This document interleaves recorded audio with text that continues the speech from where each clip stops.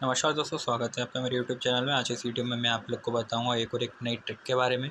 YT studio अगर आप use कर रहे हैं तो आपको ये 4 से 5 चीज़ें पता होनी चाहिए। सबसे पहले आप यहाँ पे देखिएगा, आपकी जो ऑडियंस है वो आपको सबसे पहले कब यहाँ पे जो है देखती है, मतलब यहाँ पे जो कौन से टाइम पे वो आपको जो है देखती है। ठीक है, तो सबसे पहले यहाँ पे आपको ऑडियंस पे चले जाना है।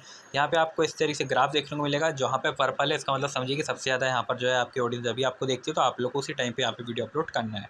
दूसरी चीज़, आपकी जो यहाँ पे व्यूअर्स है वो यहाँ पे कौन सी डिवाइस से आपका वीडियो देखती है, मोबाइल, कंप्यूटर, टैबलेट, टीवी, तो ये आपको परसेंटेज देखने को मिल जाएंगे। अब कौन सी एज के लोग यहाँ पे आपकी वीडियो को देखते हैं, 30 से 17 वाले 8%, 0.8, और 18 से 24 वाले यहाँ पे 29%, 25 से 34 वाले यहाँ पे 42%। तो इस तरीके से आप यहाँ पे देख सकते हो, उस हिसाब से आपको कंटेंट बनाना चाहिए।